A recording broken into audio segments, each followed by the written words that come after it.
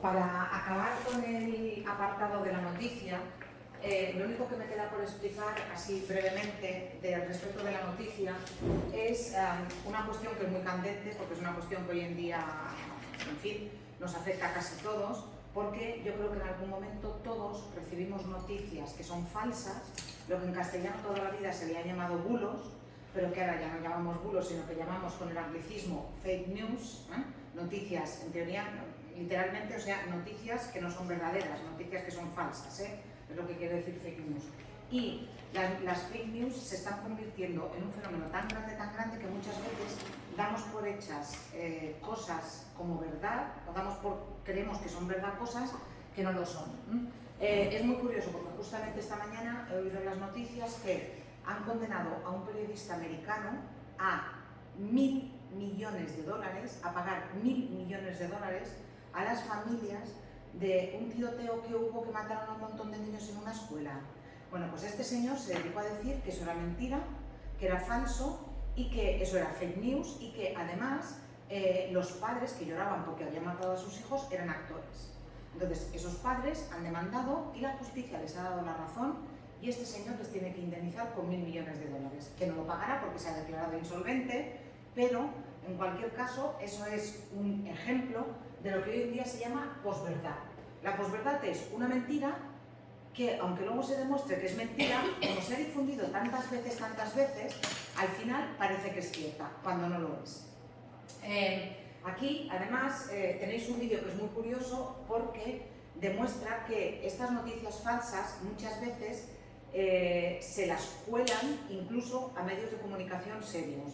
Si veis el vídeo, aunque no lo veáis entero, si veis solamente el principio del vídeo, es muy divertido porque en un parque natural en Cabárceno, en Cantabria, la noticia era que un elefante se había tirado un pedo y que 3 personas habían terminado en el hospital como consecuencia de eso. Bueno, pues esa noticia que era falsa se la comieron todos los medios de comunicación españoles, todos, y era una noticia falsa, desde El País hasta el último medio de comunicación online más modesto. Hay que tener mucho cuidado con las noticias falsas y hay algunas pistas que nos indican cuando una noticia es falsa. A ver, en primer lugar, si no sabemos cuál es la fuente, si no sabemos de dónde viene la noticia, si no tiene nombre de agencia, si no tiene nombre de periodista, es bastante probable que sea falsa. También, a ver, leer más allá. Por ejemplo, hay muchas noticias falsas que tienen que ver con los inmigrantes. ¿Qué ocurre? Que si leemos más allá, en realidad lo que estamos viendo es que son medios de comunicación que lo que hacen es crear el odio hacia los inmigrantes. Yo recuerdo, por ejemplo, un vídeo que me llegó que decía, mira cómo un marroquí trata a la doctora que le está intentando curar en un centro de salud. Y se veía a un hombre emprendiendo a golpes con una doctora. Resulta que esa noticia era una noticia de hacía 4 años en Rusia. No era un centro de salud español y de hecho cuando uno se fijaba se veían los carteles y los carteles estaban en ruso. Pero claro, aquello circuló y a mí me llegó como, fíjate, les damos ayudas, que no es cierto que se lleven todas las ayudas, pero eso es otra cuestión, Les damos ayudas, se llevan las ayudas que no tienen los españoles y encima nos maltratan. Era mentira, pero ¿qué pasa? Que si vamos un poco más allá, vemos justamente que lo que hay es esa idea de hacer crecer el odio hacia el inmigrante que favorece a ciertos partidos políticos y a ciertas opciones políticas. Por tanto, hay que tener cuidado con eso. Como he dicho antes también, lo del autor, bueno, la fuente es qué medio de comunicación es, el autor, quien lo ha escrito, la fecha. Por ejemplo, este vídeo al que me he referido de Rusia venía sin fecha. Cuando algo viene sin fecha puede tener 4 años, puede tener 5 años y hay muchas posibilidades de que sea una noticia falsa, un bulo que ha corrido. También hay que comprobar si es una broma. Lo del pedo, lo del elefante de Cabárceno, claro, nos hace reír, tiene toda la pinta de ser una broma y efectivamente es una broma. Lo que pasa es que coloco como noticia verdadera. Lo que he dicho del sesgo, hay que mirar a ver qué tendencia política está detrás de esa noticia. Y luego, en caso de duda, preguntar al experto. Y preguntar al experto no es buscar a una persona, sino buscar otras fuentes por internet. A ver, ¿esto es cierto? A ver, ¿puede el pedo de un elefante tal en el hospital? Se suponía que habían ido a un hospital de Santander. Efectivamente, ¿a qué hospital han ido? Luego, si estuvieran muy interesados, podríamos investigar más. Aparte de todo eso, hay otras pistas que nos indican que la noticia es una noticia falsa. Por ejemplo, la forma como está redactada. Muchas veces hay errores en la redacción, en las noticias falsas. Muchas veces se usan mal los signos de puntuación y además muchas veces hay faltas de ortografía que no se encontrarían en un medio serio. Este cartel de aquí se puede completar con la información que tenéis aquí debajo. Si la noticia está mal redactada, si la noticia está mal escrita, si la noticia tiene faltas, si hay errores en los signos de puntuación, es bastante probable que la noticia sea falsa. Aquí hay un ejemplo. Vale, esta noticia que tenéis aquí abajo, esta noticia que tenéis aquí, es falsa. Esto es falso. Pero está muy bien hecho. ¿Por qué? Porque imita perfectamente la cabecera del periódico El Heraldo de Aragón.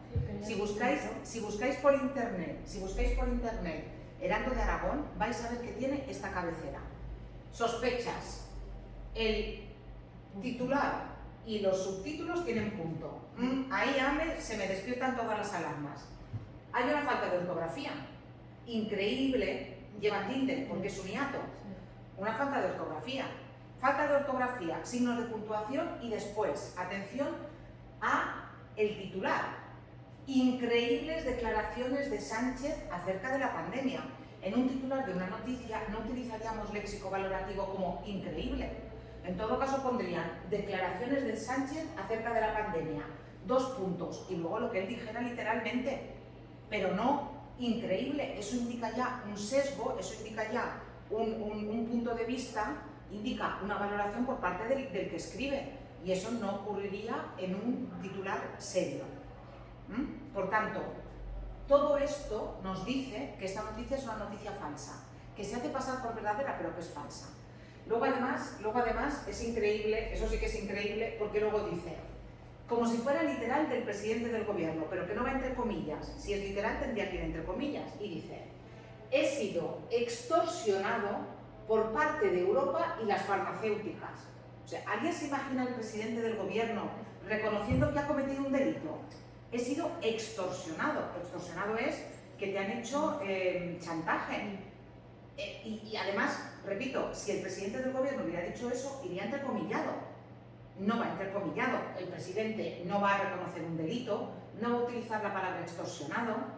Y otra cosa, no se ve muy claro aquí, pero la foto se ve que la lágrima es Photoshop. O sea, es que todo nos indica que esto es una noticia falsa. Bueno, pues esta portada circuló en cientos de grupos de WhatsApp, en cientos de páginas de internet, en cientos de canales de noticias supuestamente serios, que no lo son, como si fuera una noticia verdadera. Cuando tú te ibas a la portada de ese día del Heraldo de Aragón, era completamente diferente. No tenía nada que ver con esto. Un apunte. Tú antes has puesto un ejemplo de decir, quitar increíbles y decir declaraciones de Sánchez acerca de la pandemia, 2 puntos. ¿2 puntos se podría poner? Sí, 2 puntos y luego lo que él dice literalmente. Vale, pero en el título no se puede.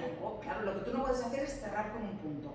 Vale. Pero si luego lo que viene es una declaración de él, sí que lo puedes hacer. Eso es diferente. Una cosa es el título, el titular, y otra cosa es la declaración, que necesitas un signo de puntuación. Igual que si tuvierais que poner comas. Si tenéis que poner comas, naturalmente, o sea, Sánchez, coma, el presidente del gobierno, coma, de visita en Portugal.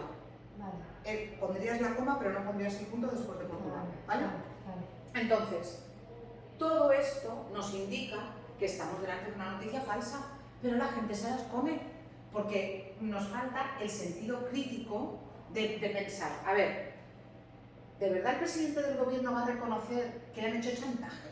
O sea, por eso podría ir a la cárcel.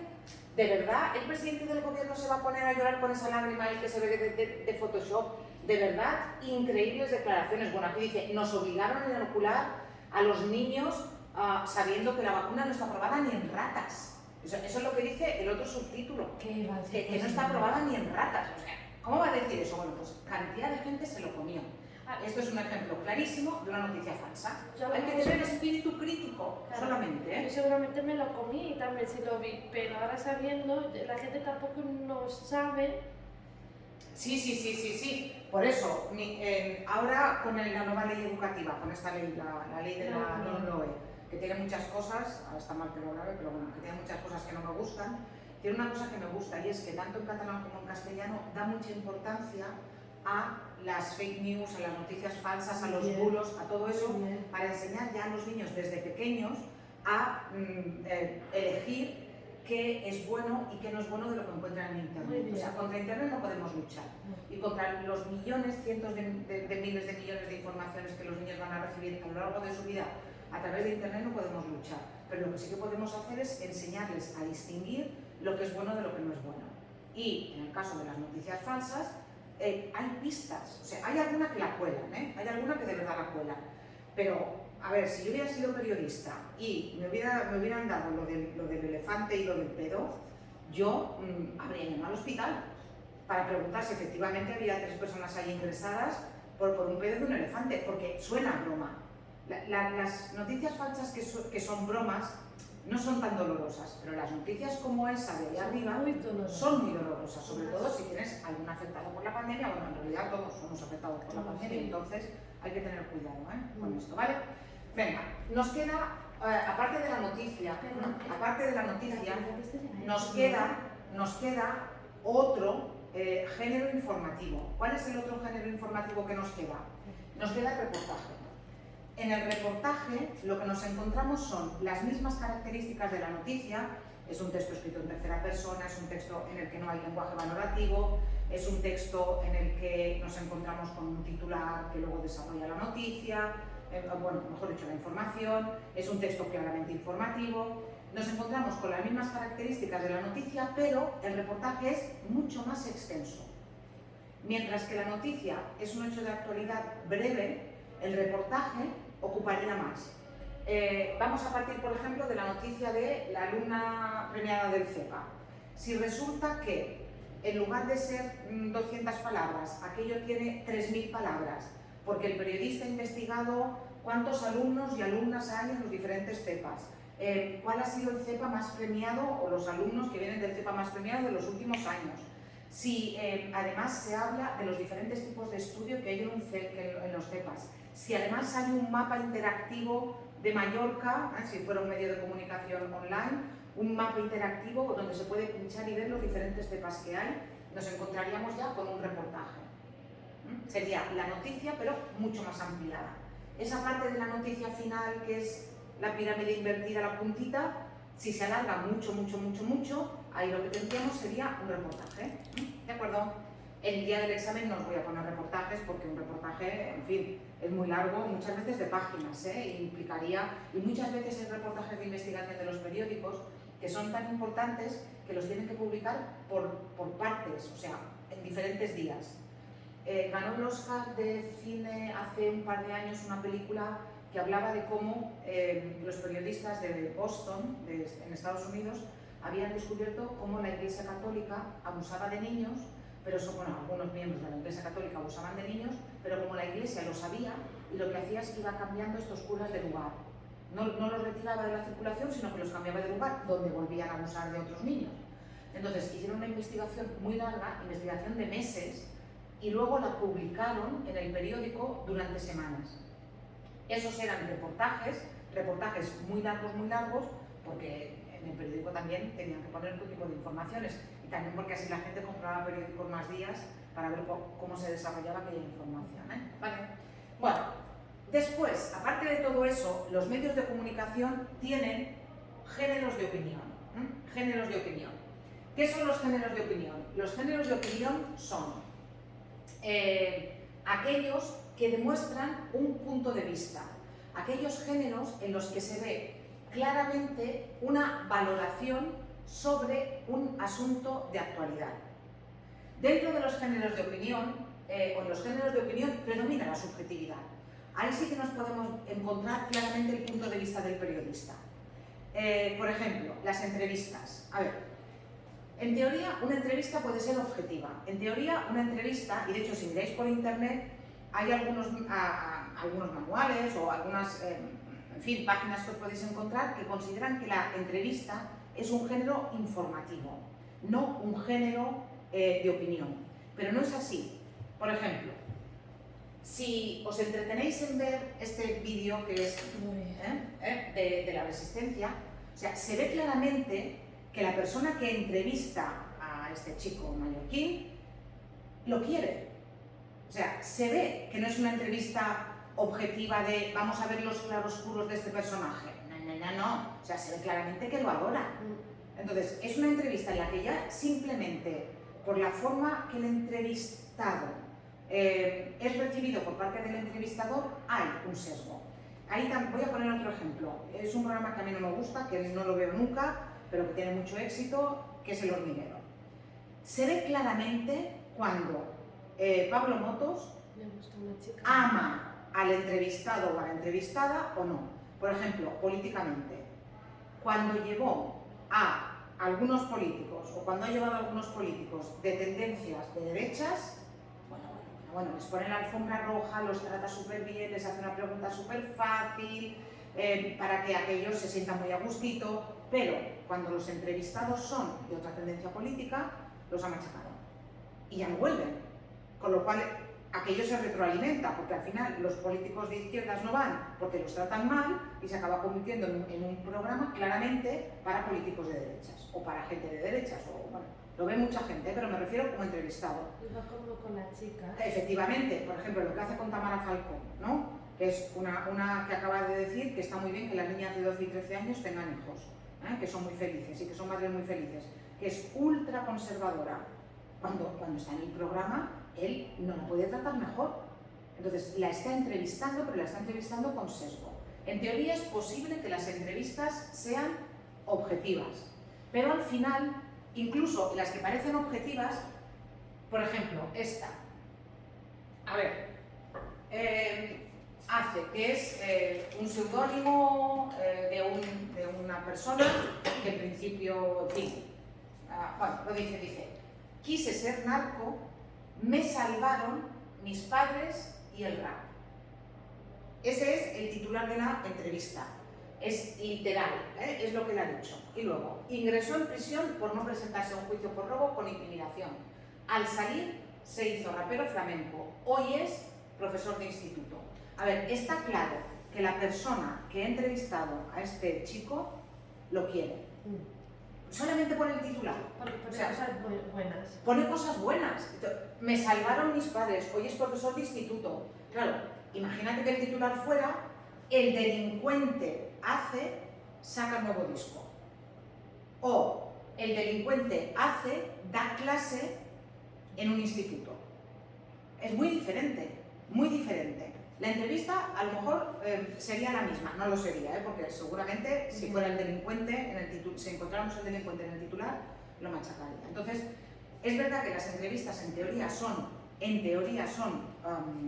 objetivas, pero al final terminan siendo subjetivas y por eso los encontramos como géneros de opinión.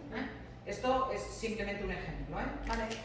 Bueno, ¿qué más? Dentro de los artículos de opinión nos encontramos, mejor dicho, dentro de los textos de opinión, nos encontramos con los artículos de opinión.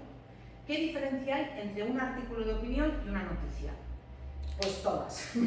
Menos que están en el periódico, en fin, y que están escritos, el resto no tiene nada en común. Un artículo de opinión es un texto argumentativo, mientras que la noticia es un texto informativo y por tanto siempre expositivo. En un artículo de opinión hay argumentación. En el artículo de opinión está el punto de vista de una persona que puede ser un periodista, pero que también puede ser una persona que entienda mucho del tema del que está hablando, que utilizando argumentos ofrece una tesis sobre un tema concreto. Los artículos de opinión siempre van firmados por el autor y muchas veces en los periódicos esos artículos de opinión llevan incluso la foto de la persona que los ha escrito. Cuando el artículo de opinión está escrito de esta manera, es una columna. Una columna es un artículo de opinión, en el que en lugar de utilizarse más de una columna, se utiliza solamente una columna, como por ejemplo en este caso, y aquí se ve claramente el nombre de la persona que lo escribe y también incluso incluye foto. En el caso del artículo que tenéis aquí arriba, en el caso del artículo este de Dos Mundos, aquí lo que tenéis no es la foto del periódico cuando se publicó, es un artículo que a mí me parece muy interesante porque es un artículo en el que Francisco Umbral, que fue un gran escritor, murió, era académico de la lengua, reflexionó sobre el fenómeno Gran Hermano y Operación Triunfo, comparándolos y comparando cómo eran los chicos de Gran Hermano y cómo, que ahora podríamos decir la Isla de las Tentaciones, porque es más o menos el mismo perfil, o no sé, o programas estos de Telecinco, Los Tronistas o no me acuerdo cómo se llamaba todo aquello, sería más o menos ese perfil, y luego el perfil de los chicos que salen en programas pues como La Voz o como Operación Triunfo, para decir que, bueno, que unos en teoría son como más barrio bajeros y solo van a ligar y a exhibir sus cuerpos, que en teoría los otros están vendiendo talento y que son como más de clase media y son, en fin, como más fijitos. Pero me gusta mucho la reflexión del artículo porque la reflexión final es, en realidad la tele les está vendiendo un sueño que ellos no van a poder cumplir, porque en realidad al final van a ser como juguetes rotos, tanto los unos como los otros. Y lo que necesitamos es juventud que esté preparada, porque esos sí que son los que van a sacar el país adelante. Entonces, es un artículo que está muy bien y que yo creo que tiene mucha vigencia. Cambiando el nombre de los programas, al final acaba siendo lo mismo. Incluso, bueno, porque Paco Umbral murió antes, Francisco Umbral murió antes del lío este de los influencers. Pero si viera ahora los influencers y lo que venden los influencers y cómo se venden, vendría a ser eso. O sea, y cuántos niños y cuántas niñas te dicen que quieren ser influencers porque quieren ganar dinero fácil, porque ven solamente, en fin, lo bonito de las redes sociales. Bueno, ¿siempre está escrito en tercera persona? No, puede estar escrito en primera persona perfectamente, porque como es un género argumentativo, como vimos en tercero, los textos argumentativos pueden estar escritos en primera persona. Y aquí hay algo muy importante, como son textos argumentativos, la estructura no es la de la noticia. La noticia sí que tiene la estructura de pirámide invertida y la información más importante está arriba y la información menos importante está abajo. En el caso del artículo de opinión o de la columna, me da igual. En el caso de los géneros de opinión, en el caso de los géneros de opinión, la estructura que nos vamos a encontrar es la propia del texto argumentativo. Eso significa que normalmente nos vamos a encontrar con una estructura similar a esta. Nos vamos a encontrar con un primer párrafo con el tema más, puede incluir la tesis. Nos vamos a encontrar luego con una parte donde nos encontremos los argumentos y nos vamos a encontrar con una conclusión y en esta conclusión también nos podemos encontrar la tesis, que era la estructura típica del texto argumentativo. De hecho, en el texto de Francisco Umbral, aquí se ve clarísimo. O sea, la introducción, Gran Hermano y Operación Triunfo, que nos ofrecen dos modelos de juventud. Los párrafos siguientes hasta el último, hasta botas de puntera y solfeo, serían el cuerpo argumentativo, los argumentos que él da para sostener su opinión. Y en el último párrafo, la conclusión con la tesis, que era la estructura típica de los textos argumentativos. Eso es lo que nos encontramos en los textos de opinión. La estructura, porque son, repito, textos argumentativos. ¿Sí? ¿Queda claro? Vale. Otro tipo de género de opinión, ya lo he dicho que es la noticia, pero al final, en realidad, tanto los artículos como las columnas de opinión, la única diferencia sería que el artículo de opinión puede estar escrito así o puede estar escrito más de una columna, mientras que las columnas de opinión son solamente una columna. Esa es la única diferencia. Y en Internet no se ve esa diferencia, se ve esa diferencia en los periódicos en papel o en las revistas en papel. ¿Qué es importante?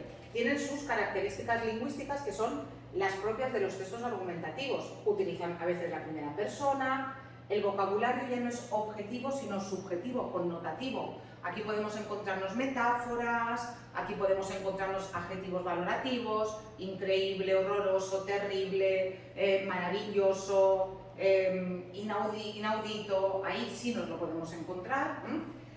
A veces también llamadas al receptor con preguntas retóricas, porque ¿quién no ha tenido un problema cuando ha ido a ver al médico? O ¿a quién le gusta pagar impuestos? Muchas veces también con uso de la segunda persona, es decir, porque a usted también le podría pasar, y con recursos literarios, como he dicho, metáforas, etc.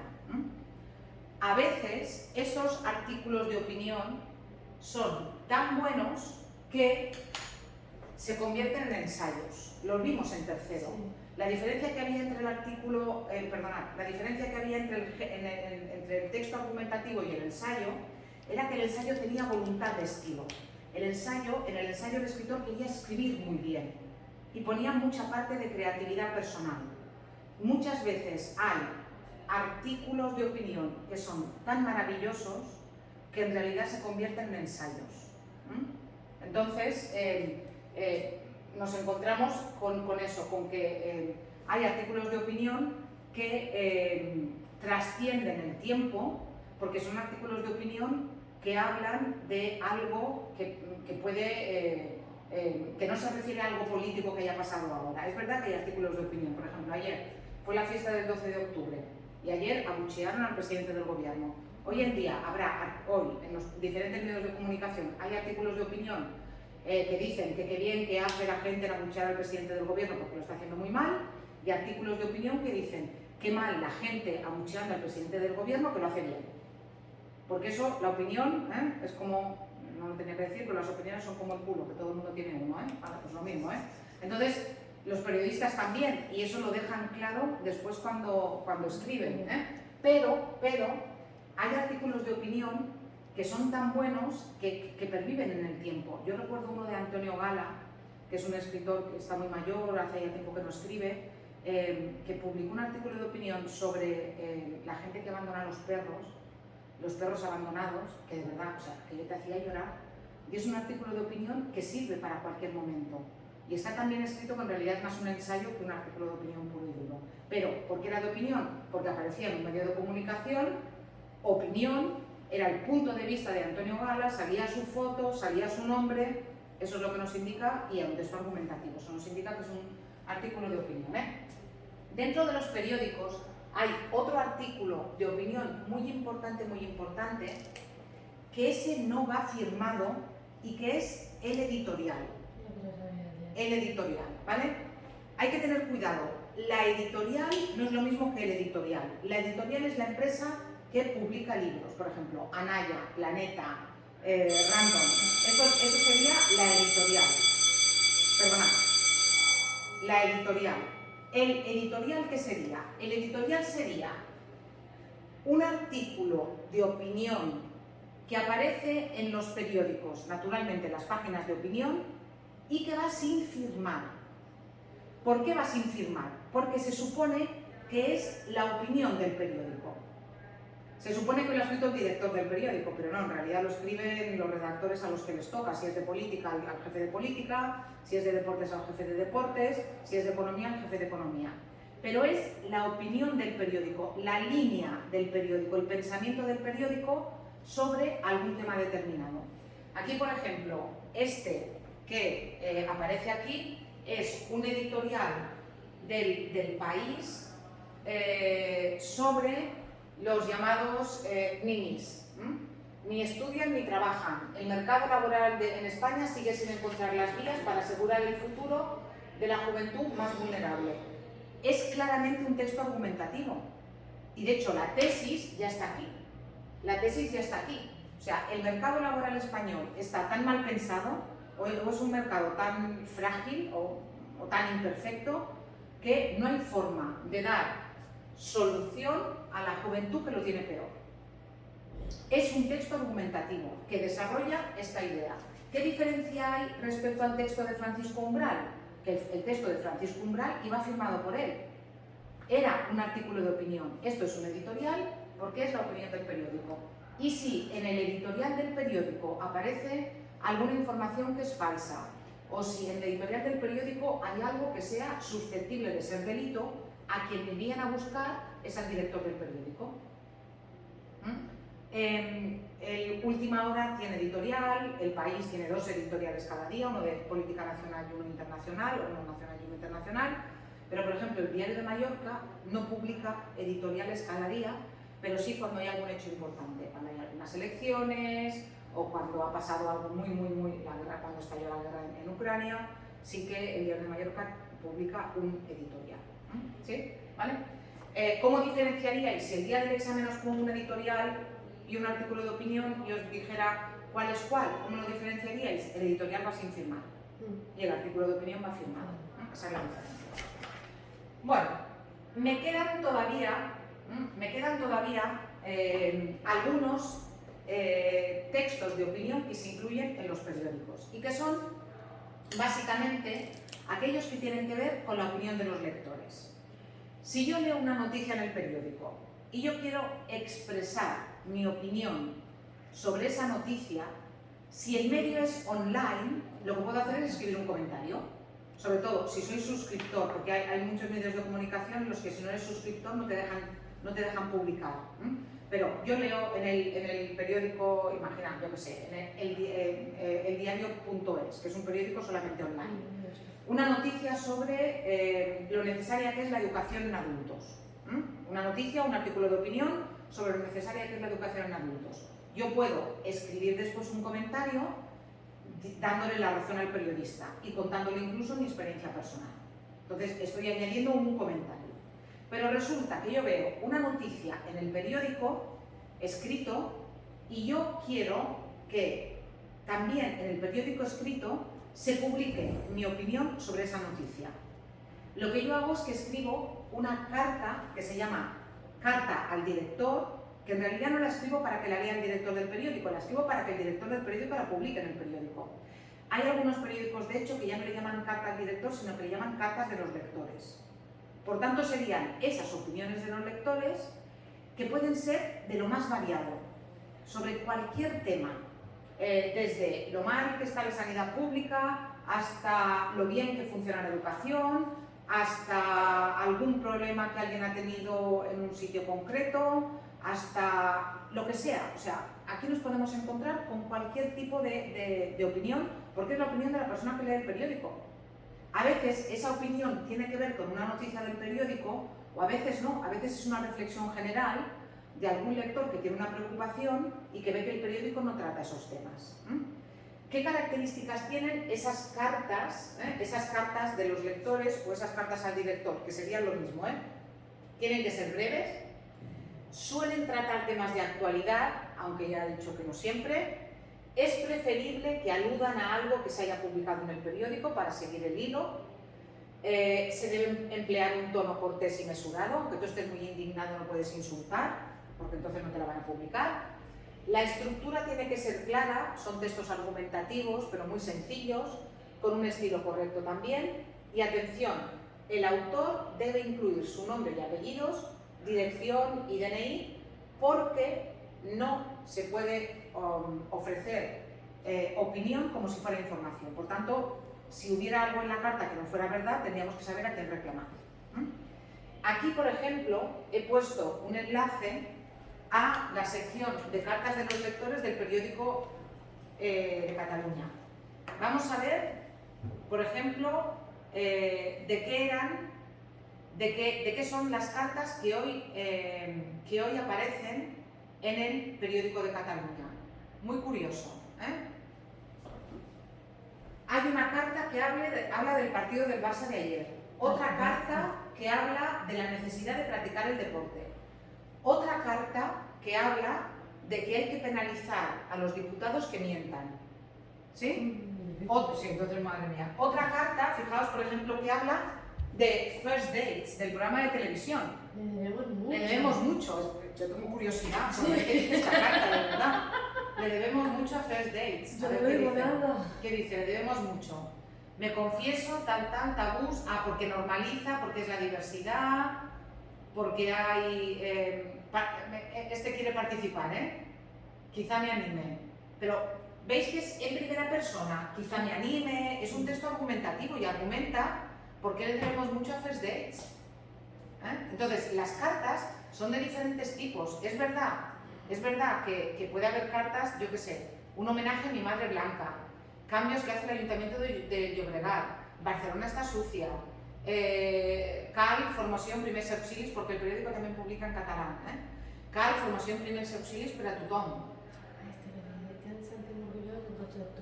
Claro, ¿de qué se sentimos orgullosos el 12 de octubre?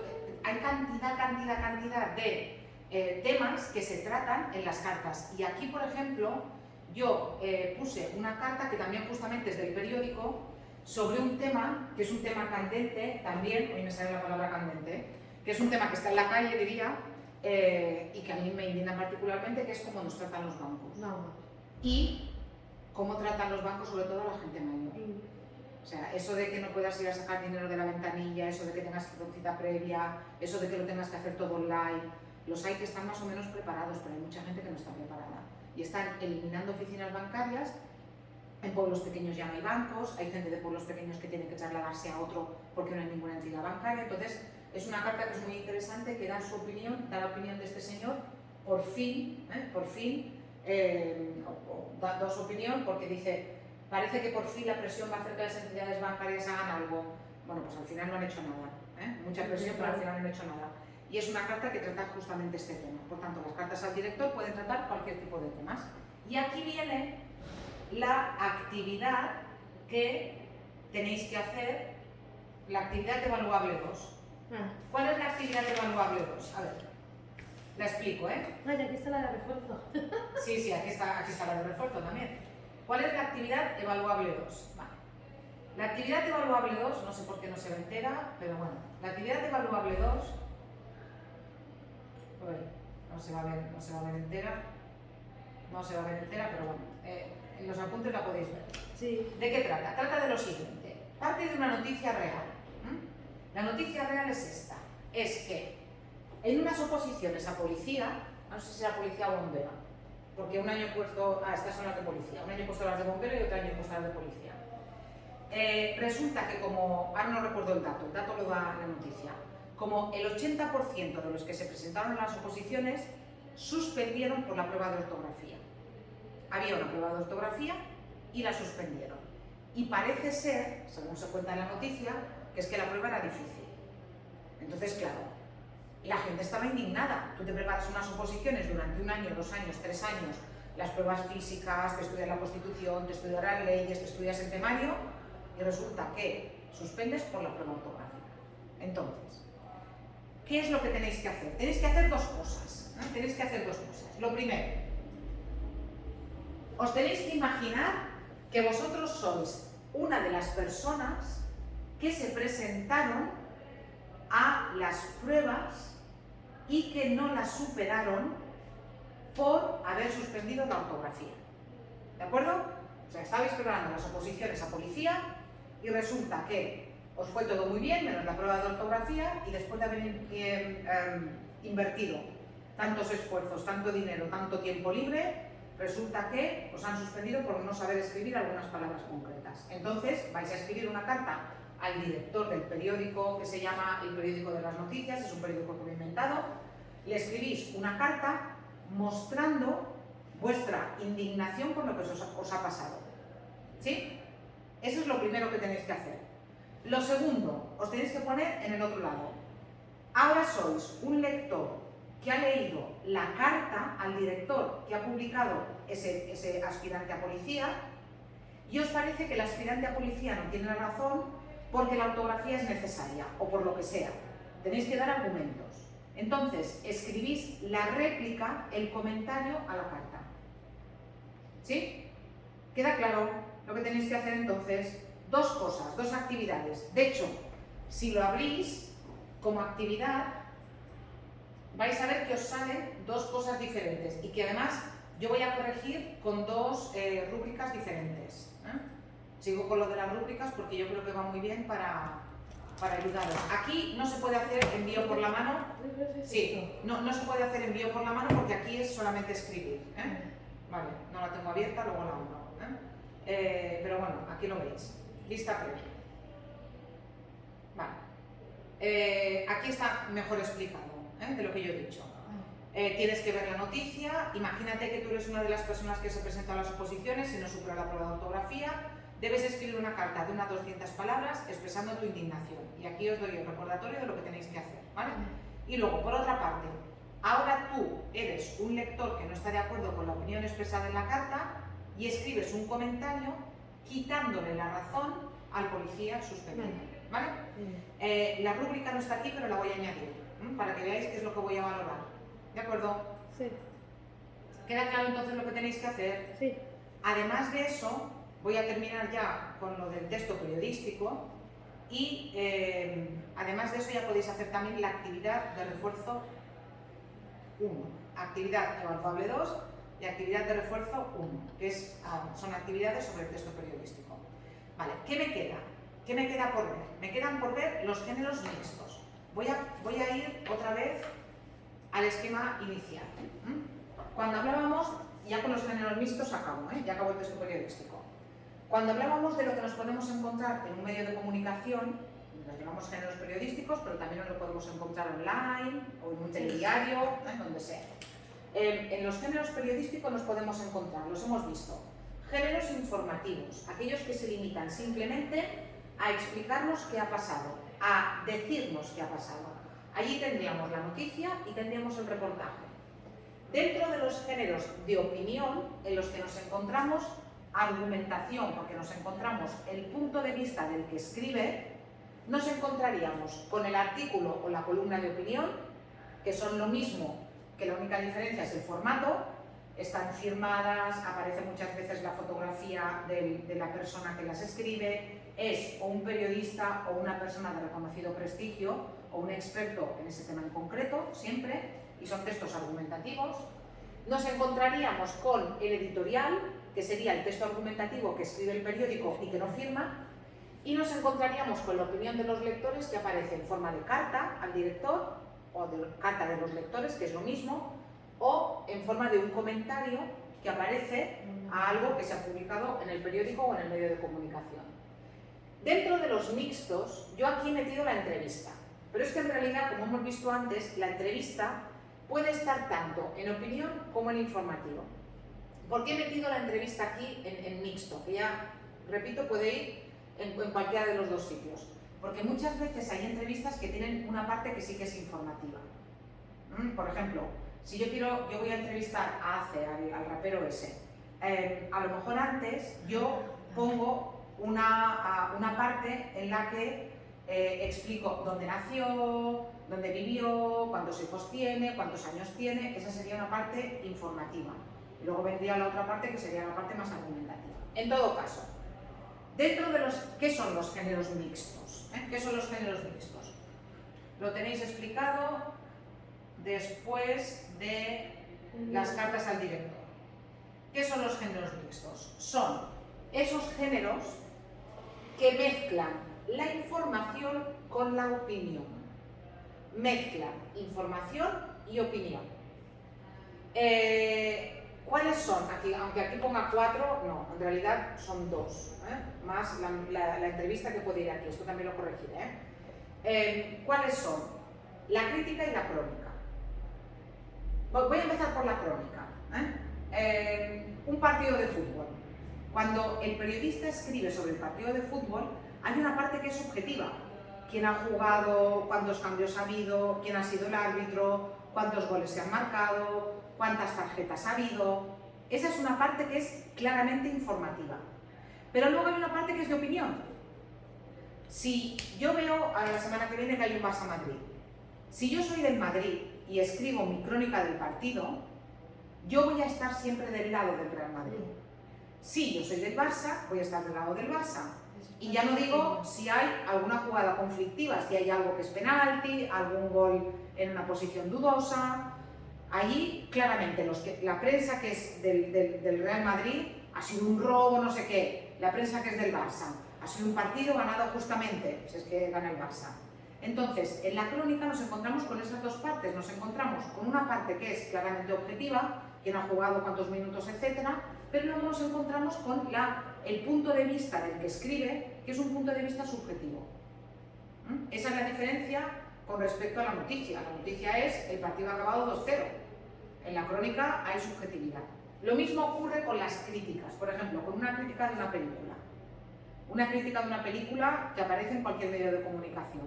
Nos encontramos, por un lado, con quiénes son los actores, quién es el director, cuánto dura la película, de qué género es, y luego nos encontramos con la opinión del periodista de la película me ha gustado y hay que ir a verla, o la película no me ha gustado y no hay que ir a verla.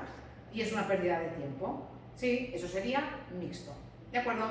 Y ya digo, y la entrevista también podría estar aquí, igual que podría estar en opinión, igual que podría estar en información, porque depende muchísimo, muchísimo de cómo se enfoque esa entrevista. ¿Vale? Y entonces, ahora ya sí que hemos terminado el texto periodístico, podéis hacer la actividad evaluable 2 y también la actividad de refuerzo 1, porque en la actividad de refuerzo 1 vais a encontraros con diferentes ejercicios que tienen que ver con todo lo que hemos visto, todos los géneros, los informativos, los de opinión y los mixtos. En el examen va a haber una buena parte del examen que va a ser texto periodístico.